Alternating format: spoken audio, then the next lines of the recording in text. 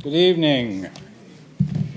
I'm David Ferriero, the Archivist of the United States, and it's a pleasure to welcome you to the William G. McGowan Theater this evening, and a special welcome to those of you who are joining us on our YouTube channel.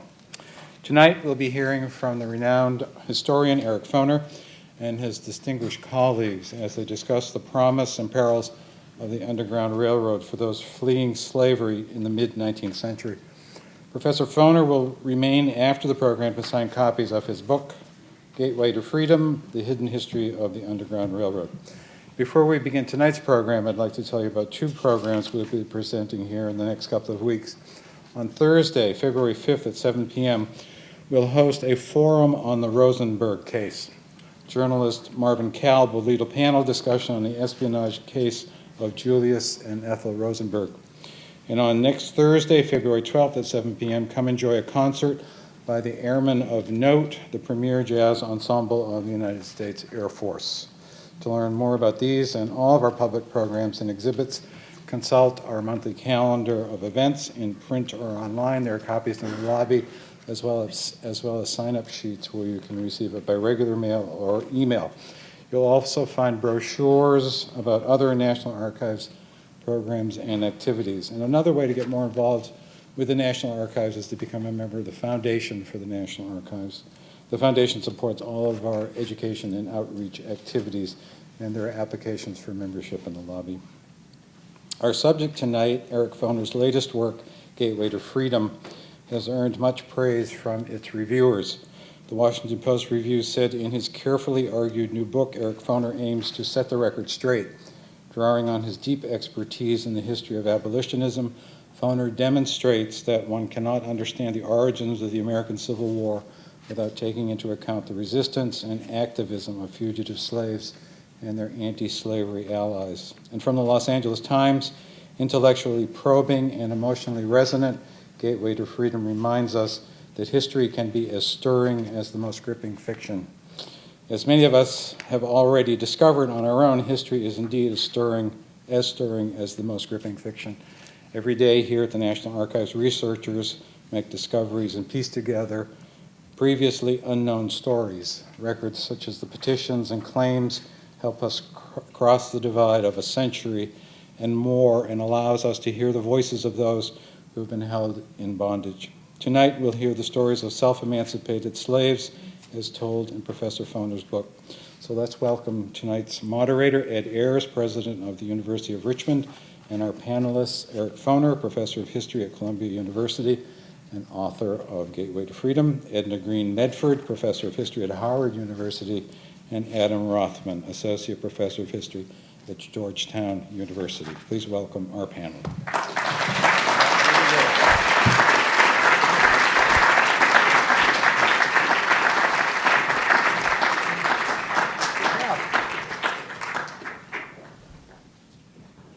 Well, good evening, everybody. I'm Ed Ayers. I'm the moderator, which means I get to cause trouble for everybody, and I'm looking forward to doing that. And I want to begin with this question that I wrote. So, was there really an Underground Railroad? Well, if I may. And so you should know what the rules are. Professor Foner may not answer a question until both our other panelists have had a chance to fully excoriate him and his book. Then he can offer a weak rejoinder of some sort. Yes, Ed. Was there an Underground Railroad? It depends upon how you define Underground Railroad. If you think it was a single system of safe houses from the south to the north, then no, it didn't exist. But as Professor Foner has indicated, it was a network of organizations, vigilance committees, anti-slavery societies, individuals, community groups, and they're talking to each other, but there's no one single organization that's coordinating all of this. Adam, do you agree with that? Is that coherent enough to be called an Underground Railroad? I think it is. I like the idea of an underground railroad. It's a fantastic, impossible image of a railroad running underground. You know, Underground Railroad, neither underground nor a railroad. Discuss. Discuss, right. But if you just think about the variety of ways that enslaved people escaped from slavery, made their way to places like Philadelphia and New York and Albany and ultimately to Canada, they found a way. Some of them walked, some of them rode in wagons, some of them sailed, some of them hid away in steamships, some of them literally mailed themselves to freedom. And just such an astonishing variety of modes of escape, I think, is actually successfully captured by that Underground Railroad idea. So the question's not over, so you may not speak yet. Yeah. So here's what I want to know. Why did we doubt that there was for quite a stretch? I mean, the most influential book by a historian for decades said, oh, come on, it's a myth. Why would we doubt this? You offered compelling portrayals of it. Okay, Yeah, you but can't no, wait any well, longer. Champing at the Let the record show. I 98 think that seconds.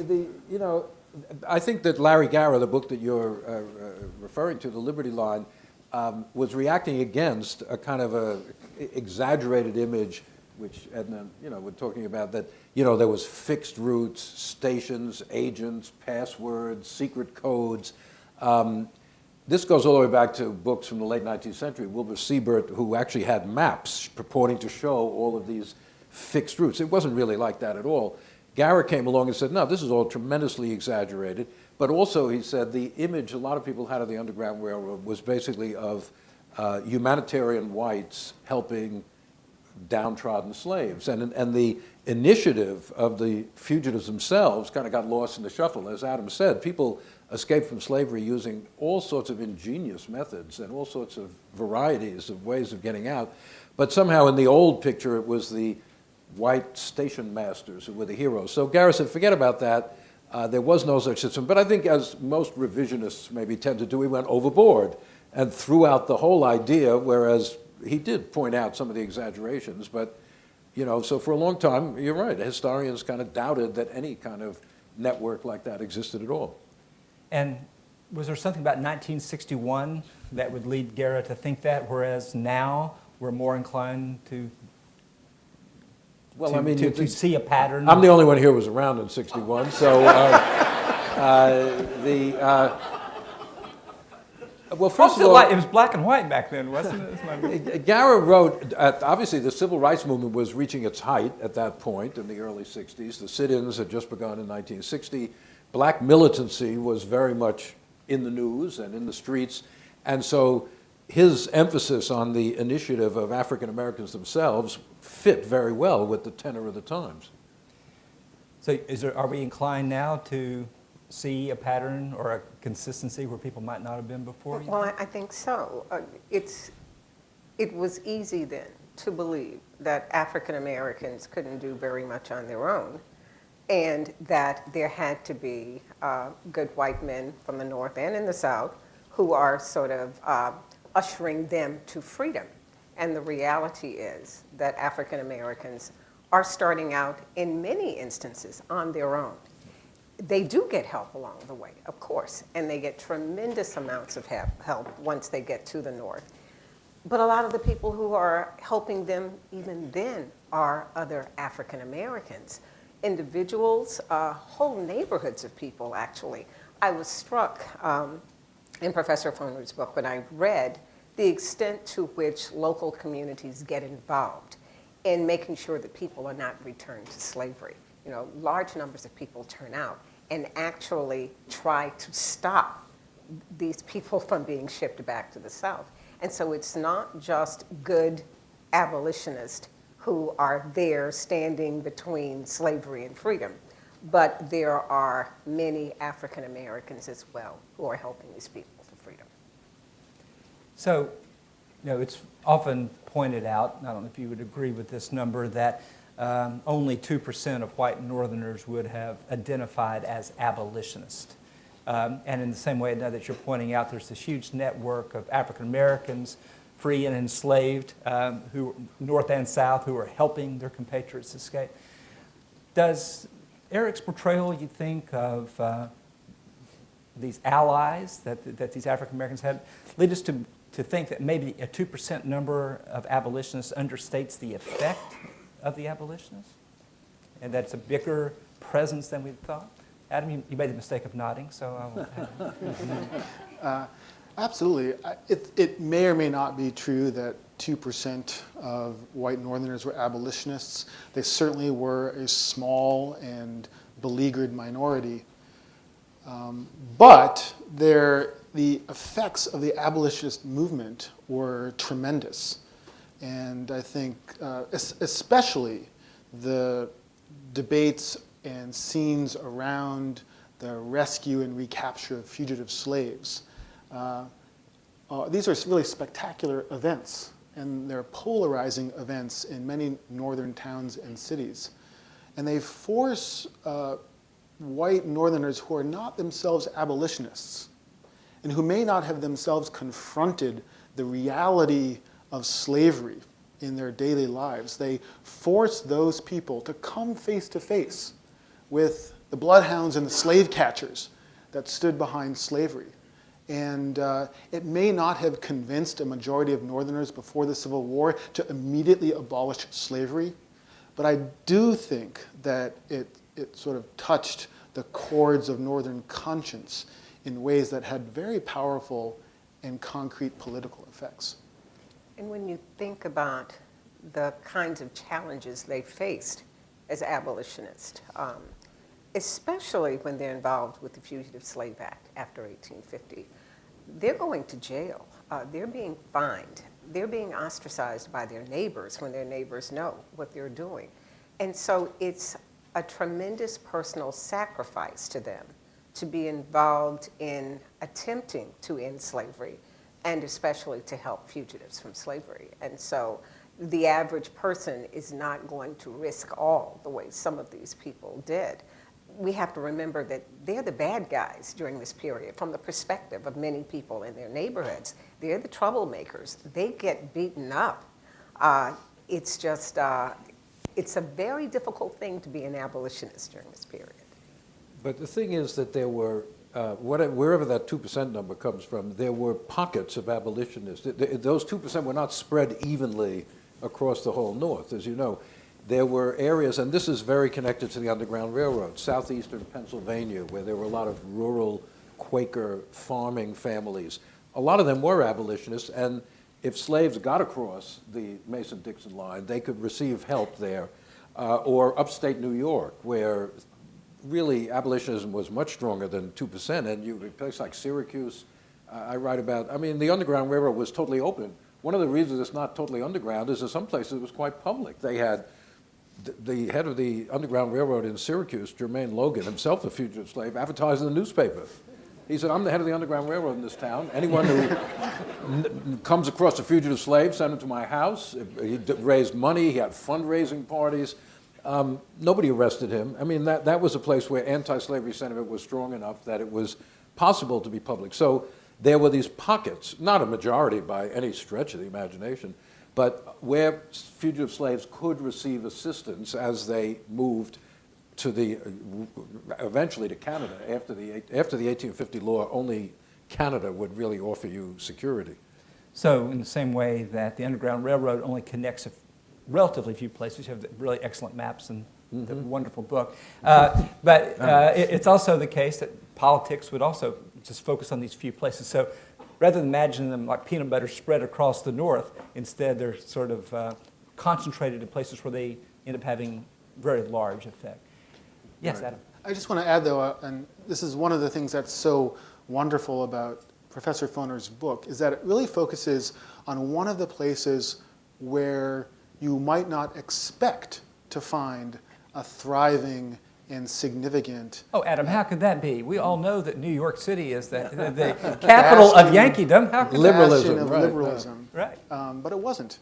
No. Before the Civil War, New York City, as the key cotton port in the United States, had very close ties to the slave South. Democratic Party conceded to slavery, was very powerful in New York City. And New York City was really a pro-slavery bastion in the North.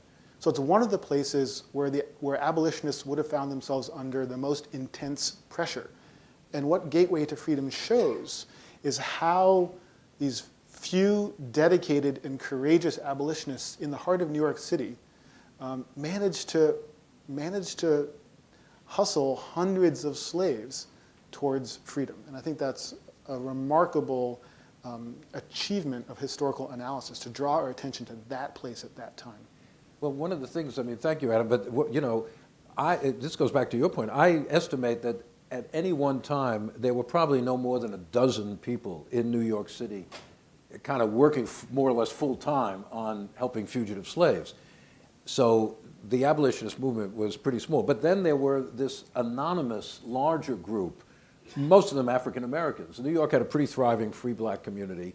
People who worked on the docks, people who worked in hotels, people who came into contact with fugitive slaves, and they knew where to send them. These are people, we don't even know their names mostly, but they knew, okay, if I come across a fugitive slave, I send him to this office, the anti-slavery office. Like whoever Frederick Douglass ran into. Yeah, right. Sent him to the Vigilance Committee, Right. right. So you have a tiny core of people working on this, and then you have a somewhat larger group around them who are just happy to help out a fugitive slave if they encounter them. They're not working on it, but if they encounter them, they know what to do. So what would motivate people, as Edna says, to risk their lives in this kind of public way to be the bad guys? So, not you. You wrote a book about it. I'm just the editor. What motivates people anytime? I mean, because I do think one of the things about the book is it just shows you how risky it was to do this for black and white people to do it. So what do we think the motivations were? Well, I think it's mixed. It depends upon the individual. There are some people who are doing it because they're caught up in this whole evangelical movement, this second great awakening, and this is all a part of that. It's sort of the tail end of that. There are others who believe that everyone has a right to what America says it stands for. Lincoln, for instance, is talking about hating slavery not just because of the moral issue, but because of what it does to the reputation of America. You know, it makes Americans look like hypocrites. So some people, I'm sure, are doing it for that reason. I think it depends upon the individual. I was struck as well by the fact that there are some people who are defending the fugitives who might not necessarily care very much about African Americans in general, but they are defending the fugitives. And so people are entering this struggle for a variety of reasons. So help me understand something that I find students wonder about. It feels like the white hot part of the story is in the 1830s, which is a long time from the Civil War, right? And so does the abolitionist movement sort of peak in like a quasar, sort of, and the 1840s and 50s are just sort of the trailing light from that? Or do we think that that was the beginning of something that gained momentum until it built to the Civil War? And it can only be one or the other of those. It can't be anything else. The abolitionist movement, I think, as you well know, it split in half in 1840. And it flowed, right there in New York. It flowed into different directions. I think the 1830s is the peak in the sense that that's the decade in which they forced the slavery issue into public debate. They shattered the conspiracy of silence on slavery. Then they themselves split, and it went. So then the question of even defining what is an abolitionist becomes difficult. Some of them go into political activity. Some of them go into this more religious anti-slavery. By the 1850s, you have anti-slavery politics. They're not abolitionists, but they're people like Lincoln and William Seward and Chase and others who are in the mainstream of the political system. So the abolitionists have helped to create a public sentiment that makes anti-slavery politics possible. And so the question is, did they disappear, or did they really, in a sense, get almost superseded by a more moderate kind of hostility to slavery, which is what eventually brings on the Civil War? Well, I'd be curious to know my fellow panelists' thoughts on this. Is anti-slavery politics of the Republican Party a dilution of the original radical impulse? There's lots of things, even in Eric's book, in which you see them kind of, edging their bets. Yeah. Or is it, does the very fact that this continues into the 1850s a sign that it's a contagion of progress that's spreading? Do you have thoughts about that? Because I think people have a hard time understanding, well, if it was such a big deal, why is there, it seems to have actually been running out of steam in the 40s and 50s. I think one of the strengths of this book is it suggests that if you just think about abolitionism as abolitionism rather than its consequences. But I'd like to know how to answer my students, so if you folks can help me out, I'd appreciate it. I think, first of all, we have to shake the image of abolitionism as exemplified by William Lloyd Garrison. Right. William Lloyd Garrison, in the way most people understand abolitionism, is the beginning and end of the abolitionist movement. And he defines its principles and its tactics. And he is, I think, really the leading light of abolitionism in the 1830s. But in the 1840s and 1850s, he, I think, ends up more on the margins of the movement. But that doesn't mean that abolitionism is dead or marginalized. It actually means that abolition has grown and moved in different directions and engaged different arenas of American society, including a political arena that actually strengthens abolitionism. You know, there's one argument that the kinds of breaks and divides within abolitionism weaken the movement, but perhaps those breaks and divides and arguments and bitter debates actually strengthen the movement, actually move it in creative directions, generate new ideas, and force it to think more about tactics and strategy. How are we going to get the white northern majority to shift on this, to look at things from our point of view? So I think the diversity of abolitionism, especially in the 1850s, is a strength, not a weakness. And so don't we also have to separate abolitionism from anti-slavery activity? Because it seems that what's happening by the 1850s at least, this pressure, this whole focus on anti-slavery, the expansion, the extension of slavery into the West, for instance, is what fuels the abolitionist movement, I think.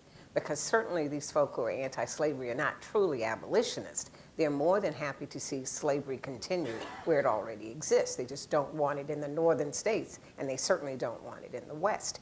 But it seems that when the South presses that, then abolitionism becomes stronger, because Northerners realize that they're going to have to deal with the slavery issue. So if we're trying to beyond. graph this, it's not a rise and decline, or in some ways, it is situational. Something can set this off, and it seems that each time it sets it off, there's more powder, right? Mm-hmm. It seems to be sort of a growing thing. And so I think one of the very interesting aspects the book is talking about, well, let me ask this question. Was the Fugitive Slave Act the defining event of the conflict between the North and the South? I don't think there was one defining event. No, there can only be one. You're not getting how this is working. However, as you know, if you read South Carolina's Declaration of the Causes of Secession, which they issued in December 1860 when they severed their tie to the Union, the longest, it's a lot of complaints against the North, the longest one is about fugitive slaves. Even though not that many escaped from South Carolina, it was too far. Right. But the fugitive slave issue polarized North and South as much as any other issue. It wasn't the only one, but it was a major catalyst of the sectional crisis. That, I think it's fair to say that, because this is in the Constitution. But I thought your book, that's what was cool about it, as you showed us that it was, precisely because it set off these kind of conflicts that Edna and Adam were talking about, that, obviously Uncle Tom's Cabin as well, but it seemed to be the thing. Okay, I'll accept that. He just graciously accepted that he was right. Kind of a hollow victory, Adam. I would say that the Fugitive Slave Act is certainly the defining event for black Northerners, because it really pulls the rug of freedom out from under them.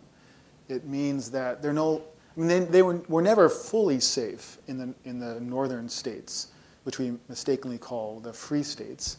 But after 1850, it becomes even riskier for Northern blacks, who, especially those who were themselves fugitive slaves and were subject to be returned to slavery, but also for people who had been born free, who risked being kidnapped and falsely judged to be slaves, and basically re-enslaved and shipped south. So you find in the 1850s lots and lots of black Northerners moving to Canada, which becomes really the land of freedom in the 1850s. And there's a memoir by a guy named William Still, an African-American, freeborn African-American, who was really he was the agent of the Underground Railroad in Philadelphia, and he sent a lot of fugitives to New York, and then they were sent up to Albany and eventually up to Canada. There was a guy named John Henry Hill, who actually literally escaped from a slave auction at Richmond and made his way to Philadelphia and then to Canada, and then he wrote letters back to Still about life in Canada. And they're just amazingly fiery letters, contrasting Canadian freedom with American slavery. So I think that was a really important moment for black Northerners' own politics.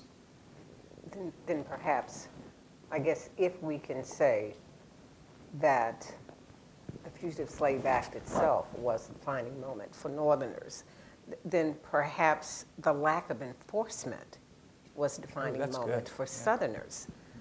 Because New Yorkers especially, some groups of them certainly, did not want to enforce it. The people didn't. Certainly the folk who were, the authorities were more than happy to comply.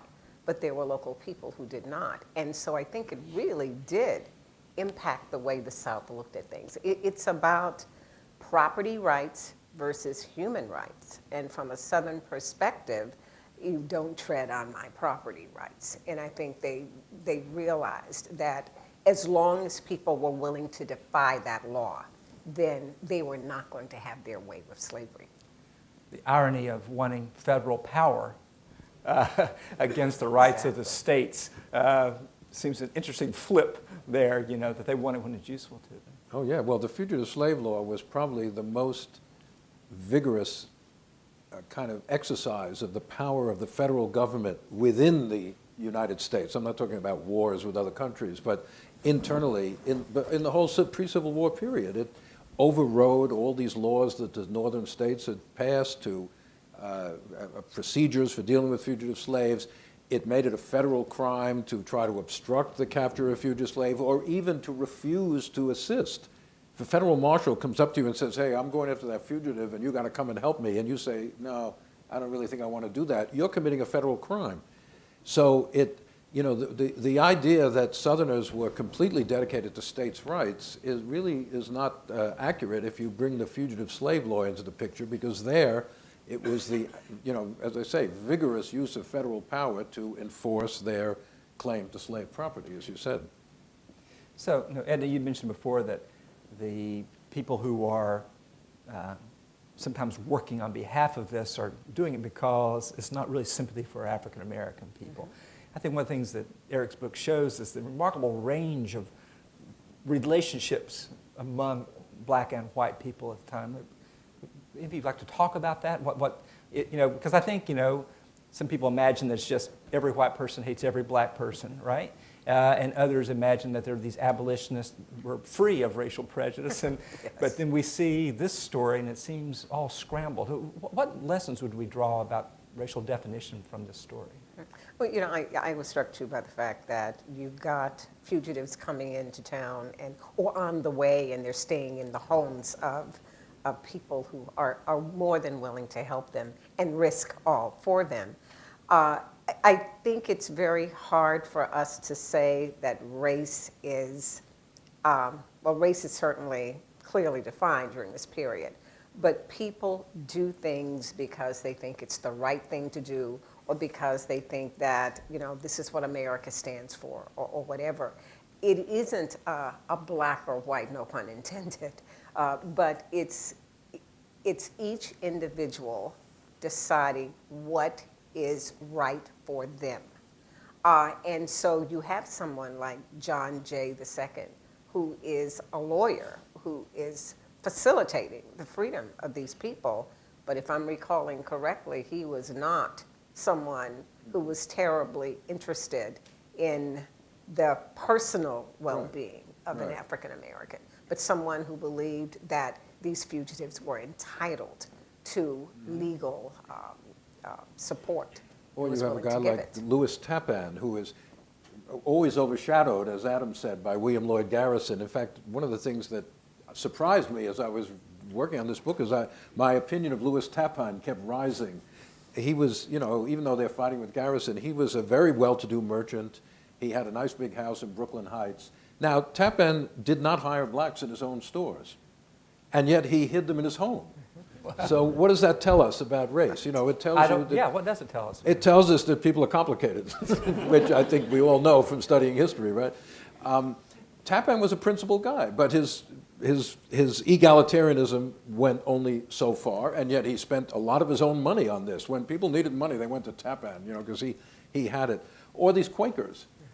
They were principled anti-slavery, and yet in their own churches, they made blacks sit in the back. A lot of African Americans who wanted to become Quakers were very disgruntled at the way they were treated in Quaker meetings.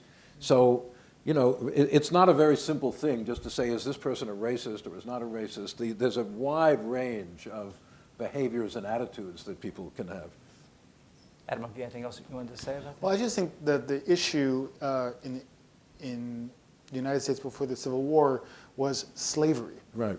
And there were people who had a very low opinion there were white people who had very low opinion of black people, but who hated slavery because they thought it was a basic violation of natural rights, or they thought it was contrary to the Bible, or they thought it corrupted American institutions and should be abolished. But the question of what the status of black people should be in society once slavery was abolished, separate question.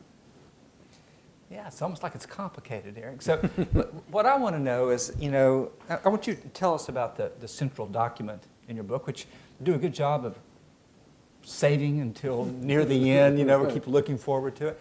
And I'm surprised because it suggests that there are still things in archives that we don't know about. I always quote my mom, who's a fifth grade teacher. I told her I was going to go to graduate school in history, and she said, "Well, what for, honey? We already know what happened." And which is a good line. And I think I get the feeling too that sometimes it feels like, and we've seen all the evidence now, and yet here's something that was kind of hidden pretty close to you that you should have found long ago, if I'm not mistaken. Well, so tell us the story about that. Yeah, sure. But the other mistake we make, and Ed here is partly responsible for this, is the thought that everything is now online. Yeah. He is the pioneer, and in fact, And I'm only up to 96% of having everything. Right. online. Ed is the pioneer of what they now call digital history, long before it even had a name, and deserves enormous credit for that. But there are still things out there that are not online and not been digitalized. And yes, here we are in a great archive, of course, and this particular document called the Record of Fugitives, which was a record kept by an abolitionist editor, Sidney Howard Gay, in New York City for 2 years, 1855-56. He just interviewed about over 200 fugitive slaves who passed through New York City. And as a journalist, he asked them about their experiences, their owners, how they escaped, why they escaped. He wrote it all down. It's an amazing document giving you the words of these people and their experiences right at the time. Yeah, it's in the Columbia Rare Books Library. It's not. And aren't you a professor at Columbia? Yeah, well, And I haven't gone you- through every single thing there. And you've yet. been there a long time, have Yeah. you not? But I didn't know about this document. And it was. By the way, it also shows you that archives are only useful if they're cataloged or indexed. Oh, it's the cat. It's the archive. It's the archivist's spot. problem. No, it's the president of the university. Well, that's always. the It's case, his yeah. fault. But but a student actually pointed it out to me and said she was working on a senior thesis having to do with his journalistic career. And she said, in box 72, Professor, there's this thing, the Record of Fugitives, and you might find it interesting. I don't know what it is. And I went and looked at it, and it was fascinating. William still kept some records like this, but still was not this kind of journalist. His are a little more telegraphic. The stories in this are very rich and full. And, you know, and I had never heard of it. It had maybe only been cited once or twice by people. And that became the basis of this book. Or that is to say, I worked outward from it to try to figure out who are these slaves, who helped them. The names of people are in there. Who were these guys in Syracuse or Albany? They sent them to you. I began to try to work out these networks moving outward from this very, very remarkable document, which really I didn't know. And then, of course, like all historians, I started going backward, always looking to the roots. Well, okay, 1830s, 1820s. Now it starts out in New Amsterdam, at least a paragraph, 1650s, but we don't have too much information back then. But it is a very remarkable human story with these individuals who mostly are lost to history now. We know they came through New York. You can track them often through digitalized stuff like the Canadian census of 1861. A good number of them, you can find them up there. So we know they reached Canada. But it's, you know, it's a remarkable human set of stories. And, right, so there's still surprises that you can discover in archives right under your nose. So you've read his book based on this find. What do we still wish we knew about the Underground Railroad? We now know more about it than we ever did before from this node radiating. But what do you still wish we knew? Which is not a criticism of Eric, but There's more to be said. well, you never can tell if it's somebody find the right folder, right? But what do you wish you knew? I think I would like to see something more detail about what happens from the moment the person leaves the farm or the plantation or the city, and just a real rich story of all of the things, all of the challenges along the way. And you deal with a lot of that, but I would like to hear more of that. I can, just from reading it, I can imagine someone spending the night or several days in a swamp. I would love to have an account day by day, exactly what's happening. And we'll never have that. I wonder if you could help our friends here understand kind of where the people who escaped slavery through this network came from, and what means would they use to start this process? Would you mind telling? They're coming from, the ones that are going to New York are coming from Maryland and Virginia, primarily because it's easy, they're closer to free territory.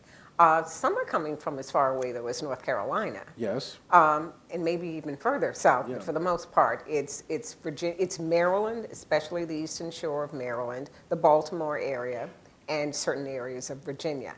And they're coming by way of sea. They're on trains. They walk part of the way. The idea of people walking for 200 miles, women are doing it. Women with children are doing it. It's just amazing the kind of effort they put forward for freedom and all of the challenges that they're having along the way. People who never had ventured very far from their homes, and they strike out, and they do this. Sometimes they're doing it as individuals, especially young men are, but they're doing it in groups as well. And so I think the book is very, there are these very vivid stories of what's happening. I was surprised at how long people in, say, a place like Norfolk could get away with being allies for people who would like to escape, you know, and so that they would be, it would be known that if you can make your way to this ship, this boat, that they will take you to Philadelphia. It's amazing how, I mean, there were thousands of ships plying routes up and down the Atlantic coast, little ships, big ships. It was impossible to inspect all of them. And yes, there were sea captains. This goes back to our question of motivation. There were captains for money who they weren't abolitionists, but if you could pay, they would hide you in the bottom of their ship somewhere and drop you off in Philadelphia or something like that. And there were people who knew which captains they were, and there were slaves and free blacks in Norfolk who assisted others. So, and nobody knew, and the city fathers didn't even know who was doing this. That's the astonishing thing. Well, living in Richmond, it was especially amazing to me that there's a ship called the City of Richmond that was leaving Richmond, which was the center of the slave trade in the Upper South. As Adam was saying, people escaping from this. You would have had that ship leaving few hundred yards Right. from the Lumpkins jail in the center of the slave trade. So I think, and as we imagine this, we don't imagine people, in the same way that people imagine people just being marched in coffles in slavery, they don't think about them being put on steamships and railroads. Neither do they imagine that the Underground Railroad was actually an above-ground railroad. A lot of the time, it's how Frederick Douglass escapes. So I thought one of the things that was so interesting, I'm with you, I'd like to know what happens below the Mason-Dixon line in this story. The glimpses we're able to get suggest the very sophisticated and constantly changing strategies. So in some ways, as the South became more and more modern, there were more ways to escape. Right. So Adam, the question is still what you would like to know. There was an Onion article last week about historians alarmed at the relentless expansion of the past. They keep making more of it. It keeps getting bigger. That's a problem for us, but it keeps Whereas the us future is busy. 1 day shorter each day. Right. Sorry. Pessimist over there. I think, well, I'll say what I think we need to learn more about in a second, but I also want to emphasize that many enslaved people who set out on this journey to freedom did not make it. Right. This was an incredibly dangerous act to try to run away, to try to get to the north, to try to get to Canada.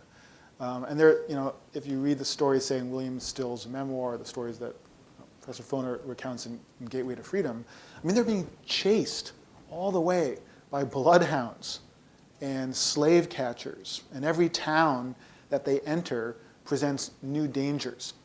We talk about the risks that northern white abolitionists faced as agents of the Underground Railroad, and they did face dangers, but those dangers paled in comparison to the dangers and hazards that the fugitives themselves faced. So a very famous case of escape that failed was right here in Washington, D.C., 1848, I think, the case of the about 80 fugitives in Washington managed to get on board a ship called the Pearl. Basically they sort of got, what's the word?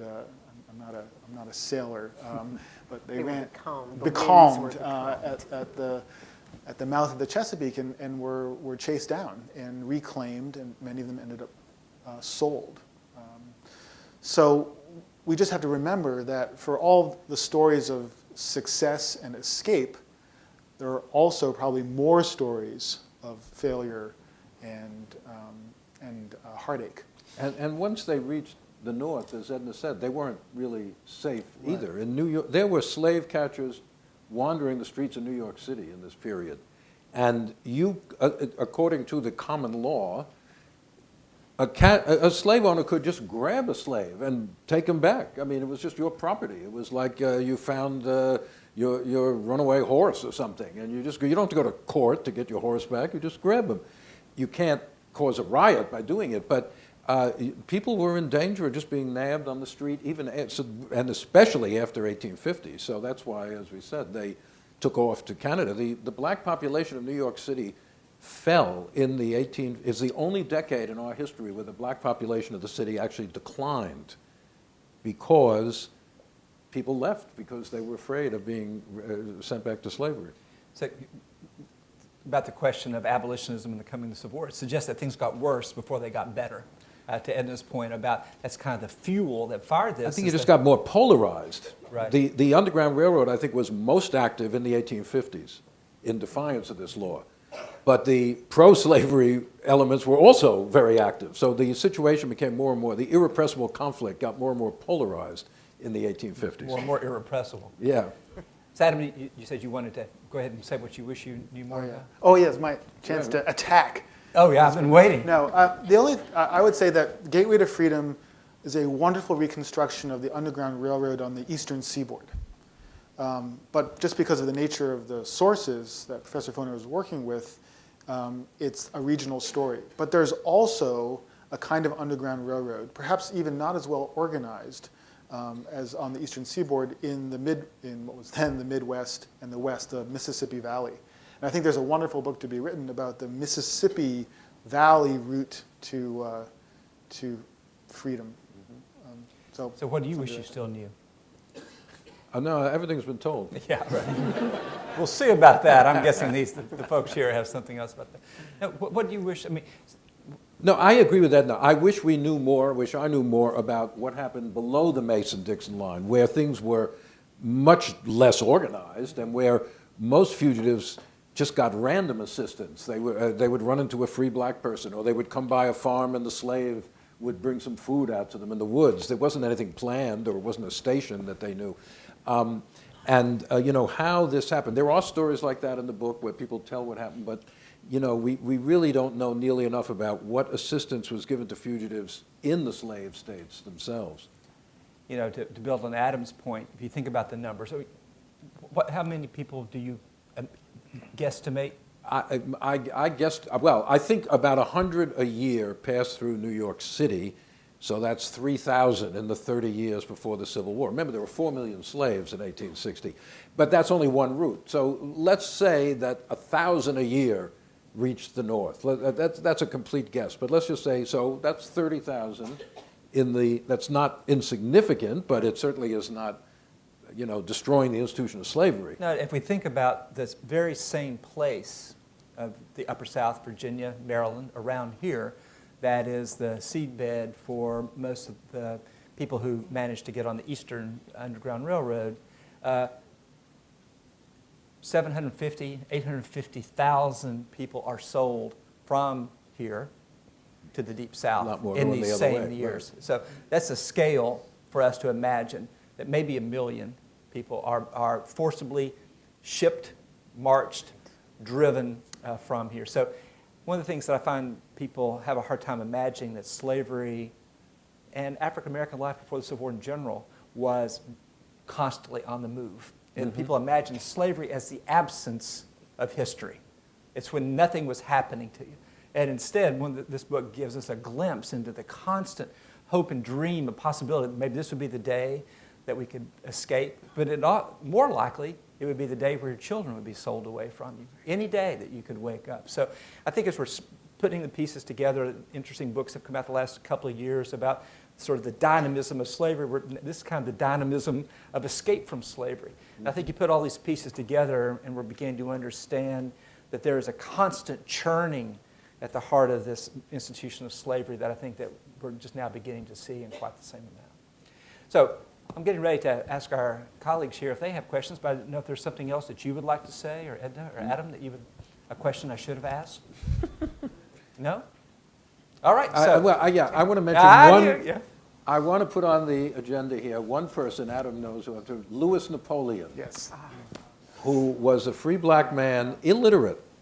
He signed his little things with an X, but was a key operative in New York City, scouring the docks, meeting fugitives, taking them to a train to get up to upstate New York, and also going to court. Louis Napoleon, though illiterate, would get writs of habeas corpus if a slave has been recaptured to try to get them before a court.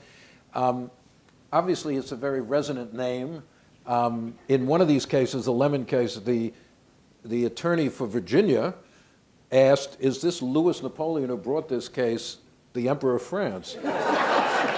And John Jay II, the lawyer who Edna mentioned, said, no, a much better man. So it would have been a remarkable story if it had been, right? Yeah. So when you do ask the questions, we already have a leader who is ready for the microphones there. We ask you to go to that so everyone can hear your questions. So, yes, sir. Hi, thank you. Maybe I'll change my mind after I read the book. I've always had this kind of cynical suspicion, though, that the Underground Railroad is one of those stories that people sort of overemphasize to make ourselves feel good, like the way people overemphasize the plot to assassinate Hitler or the Christmas truce in World War I, and it was really just a blip. So I guess my question is the Underground Railroad a fuse that set off abolitionist sparks, or was it just one of the sparks? I think it is very possible to exaggerate the Underground Railroad. People have done it, but it was more than just a blip. I think certainly for the people who had helped to get to freedom, it was a very important thing. And whether it was 30,000, 20,000, some number is still an important number of people who achieved freedom with the help of other people, as we said, in a somewhat loosely organized set of networks. Now, I can understand why the Underground Railroad is popular. It's a popular subject of children's books. There's the Underground Railroad Center in Cincinnati.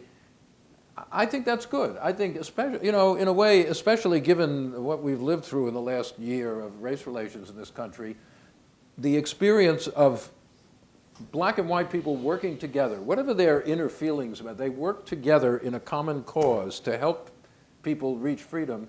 I think that's something to be proud of in our history. So I think it's good to study it and think about it as a model of that kind of cooperation being possible. Yes, sir.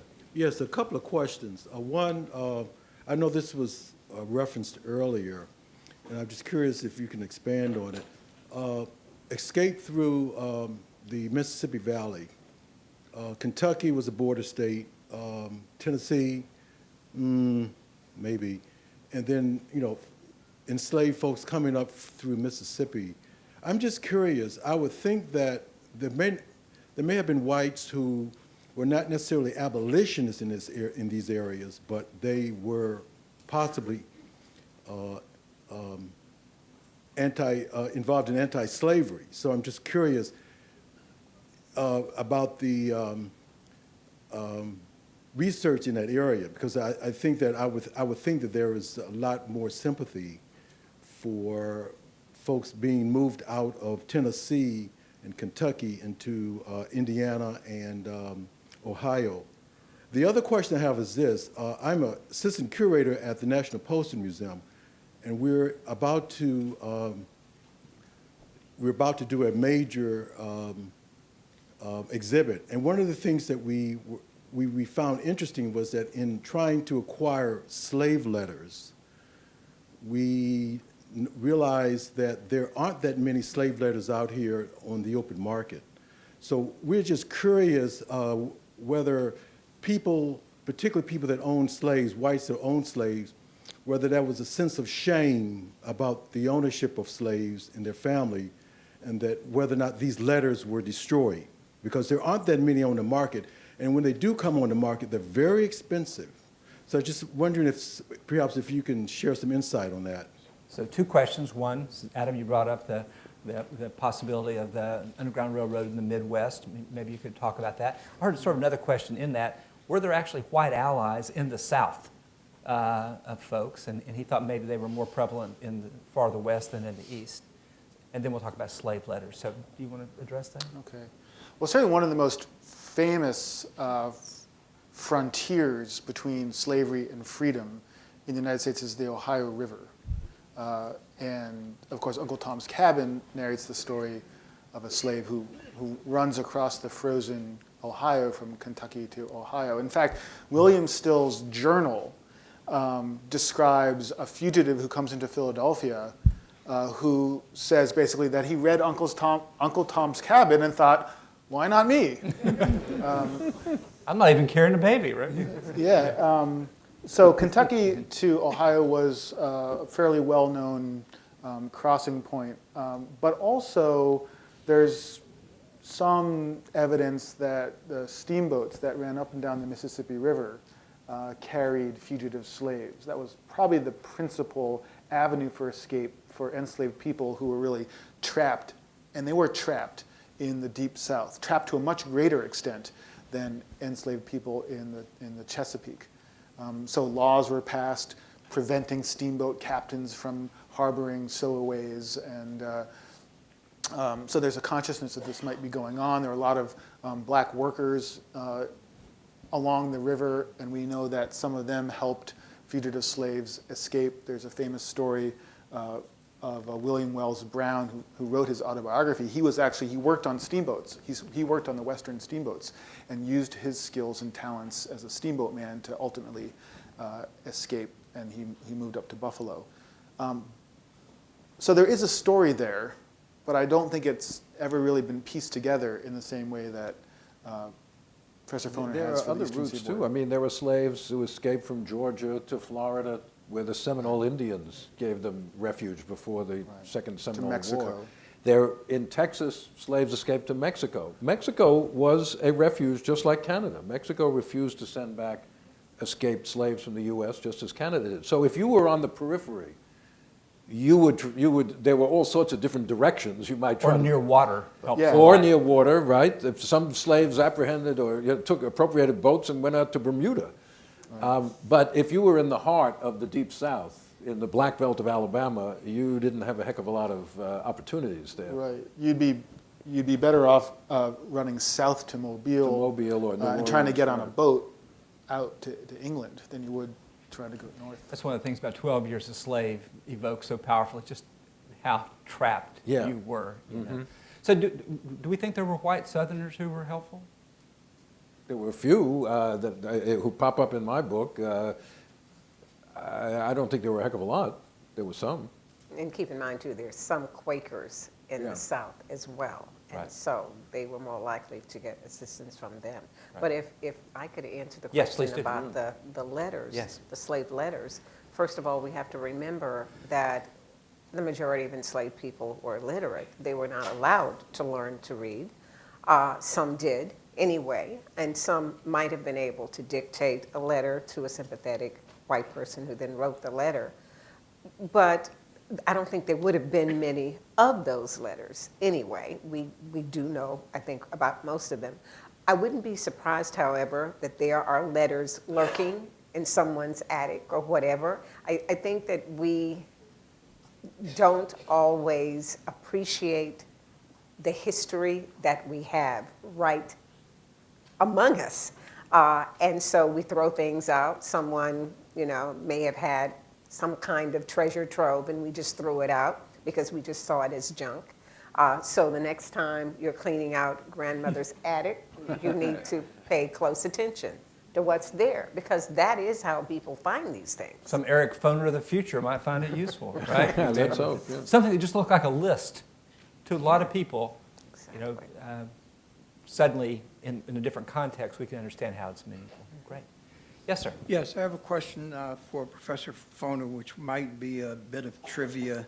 I don't know the answer to this, but Richard Riker, the city recorder, was Riker's Island named after him? He seemed to be quite I a don't think despicable so. character. I don't think so. Okay. I think Rikers Island was named earlier after some Dutch person. Oh. Yeah. Richard Riker is in my book, who is a rather notorious judicial official in New York who collaborated with kidnappers who were picking blacks off the street and selling them into slavery or helping to get fugitive slaves. I don't think Rikers Island is named after Richard Riker. I hope not. If it is, we may try to change the name. Then the other question for the panel as a whole, my notion of slaves escaping from bondage was always sort of influenced by this idea of following the North Star. But I don't see any real reference to following the North Star here.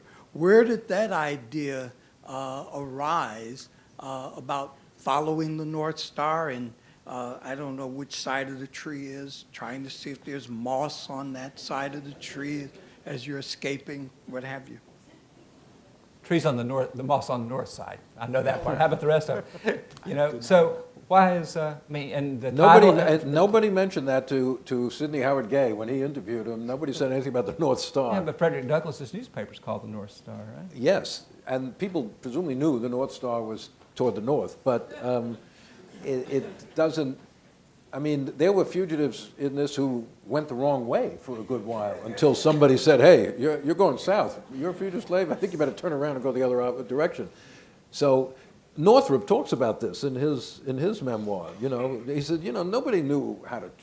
You think it's easy to just escape? I mean, where do you go? Once you're 5 miles away, you've never been there before. You don't know where the roads are going. It was very, as we've said, very, very difficult, very, very dangerous. So, people had just a kind of vague sense, and often somebody would give them a little advice or help, a sympathetic person, but often another person would apprehend them and, get them arrested. A lot of times, if you're trying to get to a river, you need to go south to get north. Right. Right. Yes, sir.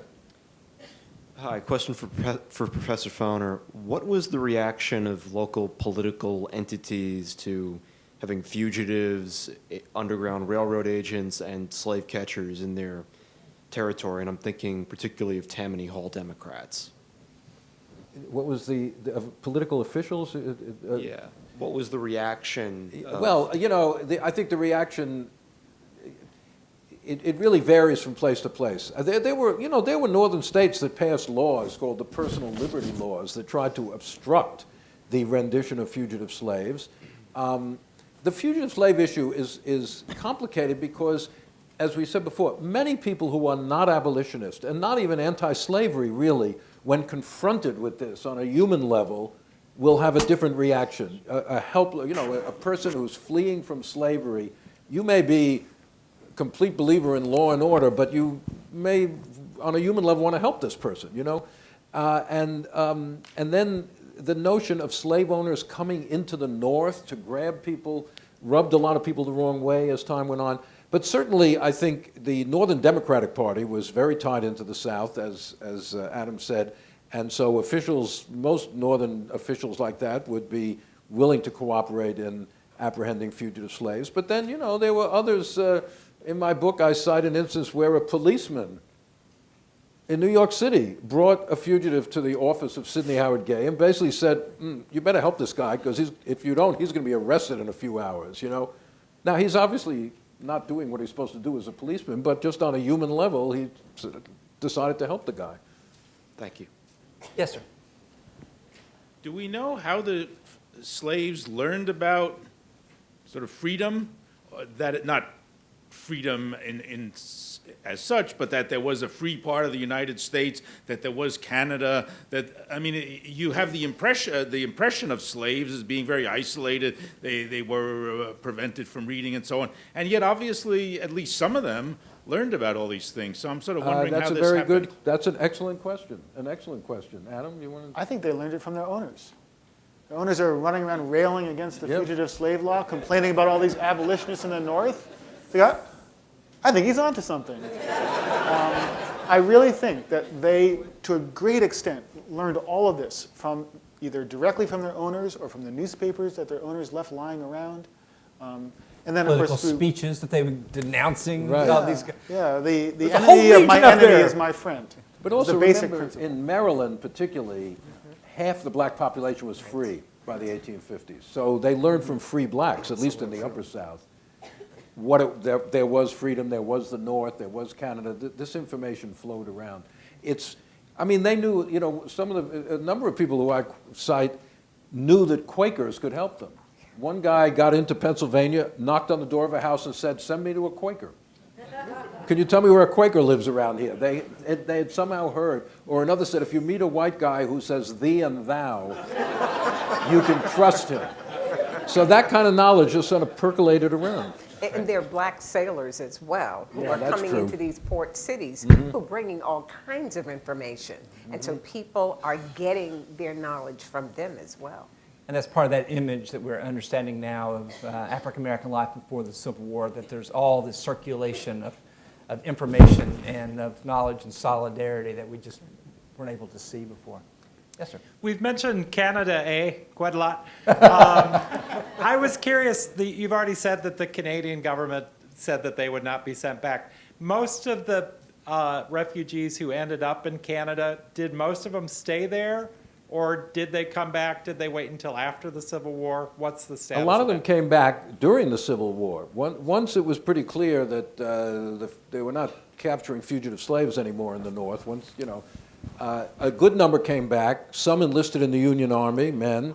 But quite a few stayed there also. They had made homes, they had gotten jobs, and actually they had far more rights in Canada than they did in the northern United States. They could vote there, they could serve on juries, they had better job opportunities, and so, you know, some came back, but a lot didn't, actually. Yes. So you all brought up techniques of how slaves were able to get to freedom, and my question is, what do you think was the best way for a slave to stay free? To stay free or to get free? Both.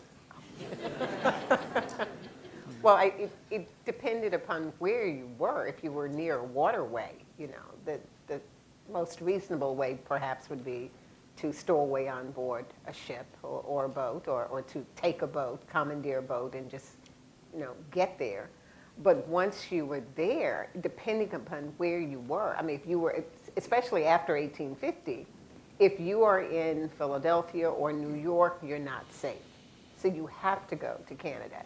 And even once you're in Canada, you're not safe, because there are people who are pursuing fugitives into Canada as well. They're not supposed to be, but they certainly are doing that. There's some people who leave this area, the area entirely, and they go to Europe. The lucky ones are doing that. So it's a very, very difficult thing to remain free once you've acquired that freedom, after 1850 at least. One of the things that Professor Foner mentions in passing is that most of the people, the white people in the South who were railing against runaway slaves, thought they were running away to some place close to home, in a swamp or the woods, to the mountains, wherever they would. And so that's a tenuous kind of freedom, but it was a freedom that people were willing to risk their lives to get. But basically the answer is get as far away from slavery as you possibly can. But just because people couldn't escape to the north of Canada doesn't mean they didn't try to escape to whatever kind of freedom they could get. Yes? Yes, when a lot of people think about slavery, a lot of people think that slaves were a monolithic group, but they were slaves who lived on large plantations, slaves who lived in small farms, maybe 10 or less people. There were house slaves. There were slaves who hired out, so there was a lot of diversity. There was a small number who were literate or semi-literate. There were some who were biracial.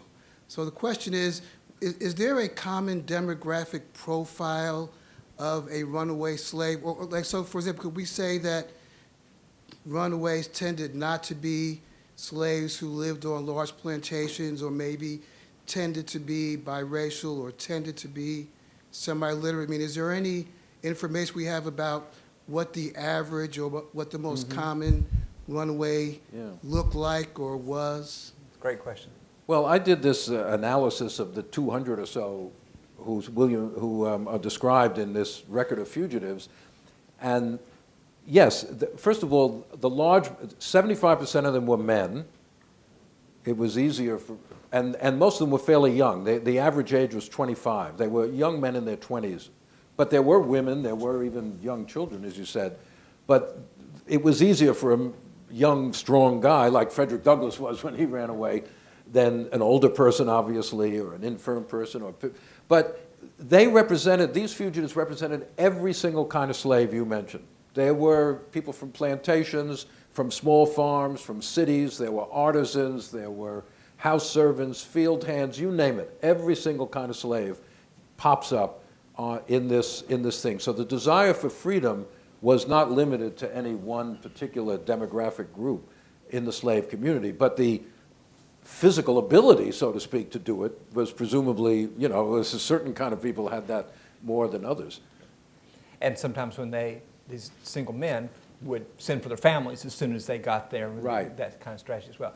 So we only have 8 more minutes, so all of us need to be disciplined to see if we can answer as many questions as we can. So yes, sir. Hi, I had a historic puzzle piece I wanted to share with Professor Rothman and get your response to it. It went to your comment about, we have a regional study here with this book and how it'd be nice to go across and west. And this past summer, 150th anniversary, Gettysburg, the Lutheran Seminary up there opened up their cupola to the public, and they opened this fabulous museum. And they had a panel, and in it they were talking about Thaddeus Stevens and how he was in the Lincoln Museum. He was represented by Tommy Lee Jones, for folks, if you want to know who Thaddeus Stevens was. And in the movie, he had a common law black wife. And the thing that I found amazing was they said he represented at the Gettysburg Congressional District. And he was very active in the Underground Railroad. And he later became a member of Congress and later became the Speaker of the House. So here goes to your point that it'd be nice to get a broader history of the Underground Railroad beyond just southeastern Pennsylvania. This is central to western Pennsylvania. A very noted American, and yet he was very active in the Underground Railroad. And I had one of those aha moments like, oh wow, it all sort of makes sense and all sort of comes together. But I had no idea that he was that active, but for this little panel in a museum. I just wanted to get your response to that. Thank you. As it turns out, that's an area that I've studied, and it's interesting to think about when they're recruiting the 54th Massachusetts. That area right on the border of south central Pennsylvania is one of the greatest producers of soldiers for that, because my guess is that, so they're 10 miles from Yeah, that's slavery. what I was thinking. But I'm guessing they're there for family, or so they go to fight. So I think you're right, is that same county would have abolitionists, but they would also have the most active slave catchers as well. I think there's something about the proximity to slavery that Eric was saying before, over time, sort of turns up the intensity on both sides. And so those same mountains that Thaddeus Stevens has as iron mines and kilns and so forth. Ironworks were also places that you could escape if you were enslaved. Yeah. And so, but also a place where if you could escape, it'd be good to have a white ally and a black ally. Okay? Yes. The previous question was a perfect lead into mine. I wanted to know if you got a flavor for personality characteristics, certain strengths of character that were consistent among those who were attempting to escape, or at least among the 200 that you read about. You know, personality is not so easy to judge from the kind of records that exist here. Some of them were very outspoken, for example, and as you mentioned about Hill, you know, sending these letters back. Some of them were very quiet and very hard to get information out of. I think it's more a question of just opportunity. People who somehow saw the opportunity to escape and felt there was a reasonable chance of success did it. And there were many, many others, I think, who would have liked to escape, but somehow the opportunity didn't arise, or they were fearful, or the policing system was too strong. So I'm not sure I would want to say the people who escaped had a particular personality trait which set them apart from everybody else. I think they had, for one reason or another, and every slave who escaped had his own story, they had greater opportunities than other people. We may have only an opportunity for one more question. So, All right. Go ahead. Yes, sir. One of you mentioned that in Maryland, for example, there was maybe 40 or 50% freedmen, I presume amongst other Africans coming through or in the state. I have a freed man that was in my family in the 1820s. It's difficult to find much information about him, but I am told that if you in fact were a freedman, you had to have what I've referred to the equivalent of a green card or some other identification.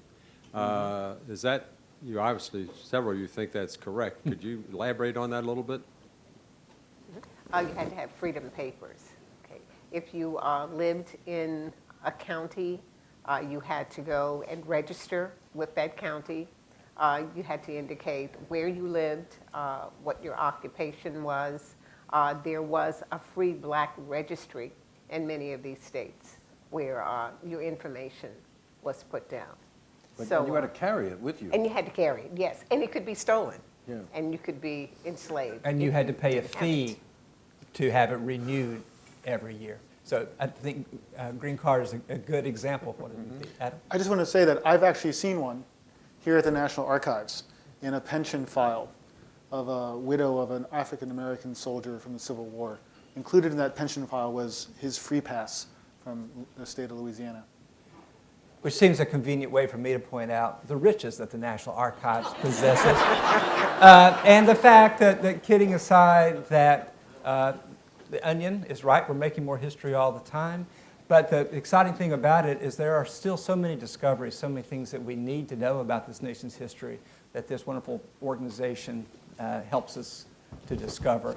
And they help us discover by hosting discussions like this when you have exciting new books coming out. So I'd like to thank Adam and Edna and Professor Foner, and thank all of you for coming. Thank you.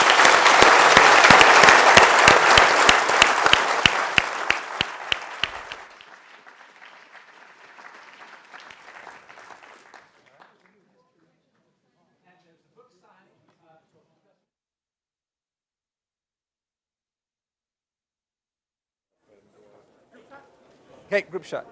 Wait, how do I? You pulls up.